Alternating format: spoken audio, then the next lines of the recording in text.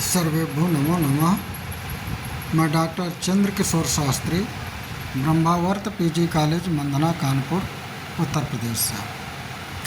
आज हम बात करेंगे लघु सिद्धांत कौमुदी के अनुसार तद्धत प्रकरण, विभक्ति प्रकरण एवं स्त्री प्रत्यय का अनुप्रयोग विषय पर, जो स्नातक तृतीय वर्ष के पंचम सेमेस्टर अंतर्गत द्वितीय प्रश्न पत्र के पाठ्यक्रम में है। तो देखते हैं, संस्कृत व्याकरण की दृष्टि से महत्वपूर्ण प्रकरणों का विश्लेषणात्मक अध्ययन हम लोग करेंगे।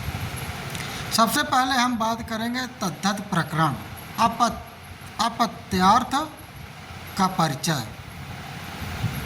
तो आप जानते हैं कि तद्धत प्रत्यय संस्कृत व्याकरण की वह श्रेणी है जो संज्ञा, सर्वनाम या विशेषणों में जुड़कर नए अर्थ और शब्द निर्माण करते हैं। इनमें अपत्यर्थ विशेष महत्व रखता है। अपत्यर्थ का अर्थ है किसी के वंशज या संतान को दर्शाने वाला शब्द। प्रमुख प्रत्यय हैं तरप, तमप, इन, आण, इय।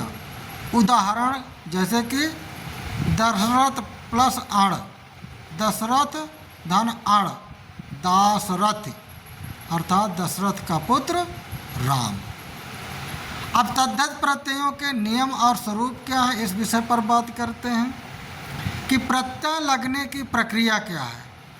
प्रकृति प्रत्यय, मूल शब्द में प्रत्यय जुड़ने पर संधि, वृद्धि, लोप आदि नियम लागू होते हैं। इससे शब्द का रूप परिवर्तित होता है। उदाहरण के लिए जैसे कि राजन धन इन बना राजन अर्थात राजकुमार। अब अर्थ विशेषता की बात करें तो तद्धत प्रत्यय मूल शब्द के अर्थ में विशेषता लाते हैं, जैसे संबंध, गुणवत्ता, मात्रा आदि। उदाहरण के रूप में जैसे सूर धन वीर अर्थात शौर्य, वीर, शूरता और वीरता। वृद्धि नियम की बात करें तो तद्धते च सूत्र के अनुसार तद्धत प्रत्यय लगने पर प्रथम अच अर्थात स्वर की वृद्धि होती है। उदाहरण रूप में विष्णु धन आण अर्थात वैष्णव, इसे आय हो गया यहाँ पर। अब विभक्ति प्रकरण का महत्व देखते हैं क्या है। तो विभक्ति संस्कृत व्याकरण का आधारभूत तत्व है जो शब्दों के विभिन्न कारकों को दर्शाती है। लघु सिद्धांत कौमुदी में इसका विस्तृत वर्णन मिलता है। विभक्तियों के प्रयोग से, जैसे कि प्रथमा अर्थात कर्ता में रामः गच्छति, इस वाक्य में रामः। द्वितीया कर्म जैसे फलम खादत, फलम खादत में फलम। तृतीया करण में हस्तेन लिखत, इस वाक्य में हस्तेन। अन्य चतुर्थी, पंचमी, षष्ठी, सप्तमी, संबोधन इत्यादि विभक्तियाँ लिंग, वचन और कारक के अनुसार भिन्न होते हैं। पुल्लिंग में देखते जैसे रामा, रामो, रामा, प्रथमा विभक्ति में ऐसे रूप बनेंगे। द्वितीय विभक्ति में रामम, रामो, रामान बनेंगे। इसी प्रकार स्त्रीलिंग में जैसे रमा, प्रथमा विभक्ति में कैसे रमा, रमे, रमा। द्वितीय स्त्रीलिंग में रमाम, रमे, रमा, ऐसे रूप बनेंगे। और नपुंसक लिंग में जैसे प्रथमा नपुंसक लिंग में कैसे रूप बनते हैं, फलम, फले, फलान। द्वितीय नपुंसक लिंग फलम, फले, फलान, ऐसे रूप बनते हैं। अब स्त्री प्रत्यय का परिचय प्राप्त करेंगे। देखते हैं कि स्त्री प्रत्यय में स्त्री प्रत्यय वे प्रत्यय हैं जिनके द्वारा पुल्लिंग शब्दों से स्त्रीलिंग शब्द बनाए जाते हैं। ये संस्कृत व्याकरण की जटिलता और सौंदर्य को दर्शाते हैं। अब देखें जैसे टाप प्रत्यय है, आकारांत पुल्लिंग से स्त्रीलिंग बनाने में, जैसे बालक है, बालक से बालिका बना। डीप डीस या डीन प्रत्यय जैसे कि रिकारांत गोत्र आदि के लिए कर्तृ से कर्ती बना। डाप प्रत्यय मन और अन्य शब्दों के लिए आत्मन से आत्मा। चाप विशेष शब्दों के लिए जैसे सूर्य से सूर्या, ऐसे बने। अब टाप, डाप और चाप प्रत्यय के नियम और उदाहरण बतलाए जा रहे हैं। जैसे देखते हैं कि टाप प्रत्यय आ धन आ बराबर आ दीर्घ आ। अजाद्यष्टाप सूत्र द्वारा आकारांत पुल्लिंग से स्त्रीलिंग बनाने के लिए टाप प्रत्यय का प्रयोग होता है। उदाहरण के लिए जैसे कि अज धन टाप बराबर अजा, सरल धन ताप बराबर सरला, देव धन टाप रूप बना देवा। इसी प्रकार डाव प्रत्यय अन या मन के साथ जब जुड़ते हैं तो अन या मन धन आ रूप बना दीर्घ आ। अब मन सूत्र द्वारा मन और अन अंत वाले शब्दों से स्त्रीलिंग बनाने के लिए प्रयुक्त होता है। उदाहरण के लिए जैसे कि सीमन प्लस डाप रूप बना सीमा, आत्मन धन डाप रूप बना आत्मा। चाप प्रत्यय जैसे विशेष शब्दों धन आ लगा करके दीर्घ आ बनता है, तो ऊंडतः सूत्र द्वारा कुछ विशेष शब्दों के स्त्रीलिंग निर्माण में प्रयुक्त होता है। उदाहरण के लिए जैसे सूर्य धन चाप रूप बना सूर्या, शत्रु धन चाप रूप बना सत्रा। डीप डीस डीन प्रत्यय और उनका अनुप्रयोग कैसे होता है ये दिखलाते हैं। कहते हैं डीप प्रत्यय ऋकारांत पुल्लिंग शब्दों और अन्य विशेष शब्दों से स्त्रीलिंग बनाने के लिए प्रयुक्त होता है। डीप में डी में नी और प का लोप होकर केवल ई शेष रहता है। उदाहरण के लिए कर्तृ धन डीप रूप बना कर्त्री, दात्री धन डीप रूप बना दात्री। इसी तरह विशेष नियम है, अपत्यर्थ प्रत्ययों के बाद स्त्रीलिंग में डीप लगता है। डीस और डींड प्रत्यय कैसे, जैसे विशेष वर्गों के शब्दों के स्त्रीलिंग रूप प्रयुक्त होते हैं। यथा डीस डीसा, गौर धन डीस गौरी बना। डीन प्रत्यय जैसे इंद्रप्रस्थ डीन इंद्राणी बना। अब स्त्री प्रत्यय में संधि और अन्य व्याकरणिक नियम बतलाए जा रहे हैं। जैसे इत संज्ञा का और उसका लोप कैसे, तो स्त्री प्रत्ययों में अधिकांश वर्ण इत संज्ञा होते हैं और उनका लोप होता है। उदाहरण के लिए आज धन टाप आजा बना, टा और पा का लोप हो गया। डीप प्रत्यय में ना और पा का लोप होकर केवल ई शेष रहता है।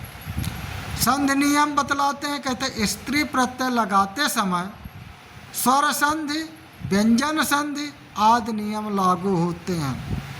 उदाहरण के रूप में मधु धन डीस माध्वी बना, ऊ धन ई बराबर वी हो गया। नदी धन डीप से नदी बना, गुण संधि नहीं होती। अंग कार्य की बात बतलाते हैं कि प्रत्यय लगने से पहले मूल शब्द में कुछ परिवर्तन होते हैं। जैसे गुणिन धन डीप से गुणिनी बना, ना के स्थान पर ना हो गया, ह्रस्व से अर्धना से ना स्वर युक्त हो गया। शूद्र प्लस डीन शूद्री बना, रा के स्थान पर रा हो गया। स्त्री प्रत्यय लगाते समय पूर्व के प्रकरणों विशेषकर अच संधि, इत संज्ञक और पद संज्ञा आदि का अत्यंत आवश्यक होता है। तद्धत प्रकरण विभक्ति और स्त्री प्रत्यय का समन्वय कैसे होता है तो बताते हैं। जैसे तद्धत प्रकरण है, विभक्ति प्रकरण है और स्त्री प्रत्यय है, एक दूसरे से कैसे संयोजन इनका होता है, समन्वय होता है। ये तीनों प्रकरण परस्पर संबंधित हैं और शब्द निर्माण की प्रक्रिया में क्रमशः प्रयुक्त होते हैं। जैसे कि तद्धत प्रत्यय है, मूल शब्द में विशेष अर्थ के लिए प्रत्यय, जैसे दशरथ प्लस आड़ दाशरथी बना। इसी प्रकार स्त्री प्रत्यय जो पुल्लिंग से स्त्रीलिंग बनाने के लिए, जैसे दाशरथी धन डीप डीप अर्थात दाशरथी। विभक्ति प्रत्यय है जैसे वाक्य में कारक दर्शाने के लिए, यथा दाशरथी धन टा बराबर दाशरथ्या बना। इस प्रकार एक ही शब्द तीनों प्रकरणों से होकर गुजरता है और अपने अंतिम स्वरूप में पहुंचता है। तो इस प्रकार आप देखें, इस प्रकरण के अंतर्गत आपने लघु सिद्धांत कौमुदी के अनुसार तद्धत प्रकरण, विभक्ति प्रकरण और स्त्री प्रत्यय आदि के अनुप्रयोग के बारे में ज्ञान प्राप्त किया, जिसके अंतर्गत तद्धत प्रत्ययों के नियम और स्वरूप को बतलाया गया, विभक्ति प्रकरण का महत्व बतलाया गया, स्त्री प्रत्यय का परिचय आपने प्राप्त किया, टाप डाप और चाप प्रत्यय के नियम और उदाहरण आपने देखे, डीप डीस डीन प्रत्यय और उनका अनुप्रयोग कैसे होता यह आपने सीखा, स्त्री प्रत्यय में संधि और अन्य व्याकरणिक नियम क्या हैं ये आपने जाना, तद्धत प्रकरण विभक्ति और स्त्री प्रत्यय का समन्वय कैसे होता है, आपस में कैसे समन्वय करते हैं यह आपने देखा। अब हम बात करते हैं निष्कर्ष की। तो लघु सिद्धांत कौमुदी में तद्धति विभक्ति एवं स्त्री प्रत्यय की क्या भूमिका है। तो लघु सिद्धांत कौमुदी में इन प्रकरणों का विशेष महत्व है। सरलीकरण की बात करें तो पाणिनि के सूत्रों को सरल और व्यवस्थित रूप प्रस्तुत करना है। और व्यवहारिक ज्ञान की बात करें तो शब्द निर्माण और व्याकरणिक नियमों का व्यवहारिक अनुप्रयोग हुआ। भाषा शुद्धता की बात करें तो संस्कृत भाषा की शुद्धता और सौंदर्य को बनाए रखना अत्यंत महत्वपूर्ण है। व्याकरणम श्रेष्ठम अंगम विद्यते, ऐसा कहा जाता है कि व्याकरण विद्या का सर्वश्रेष्ठ अंग है जो भाषा को परिष्कृत और सार्थक बनाता है।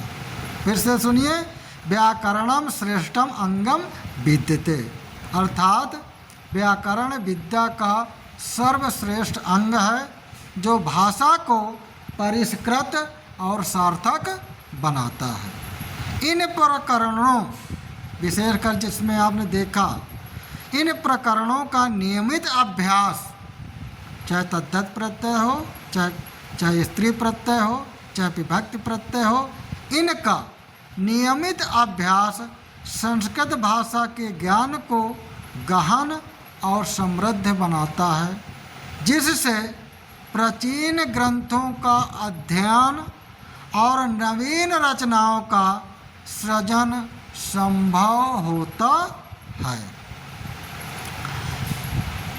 आपकी इस उपस्थिति में और ध्यान देने के लिए बहुत बहुत आप सभी का साधुवाद, आभार।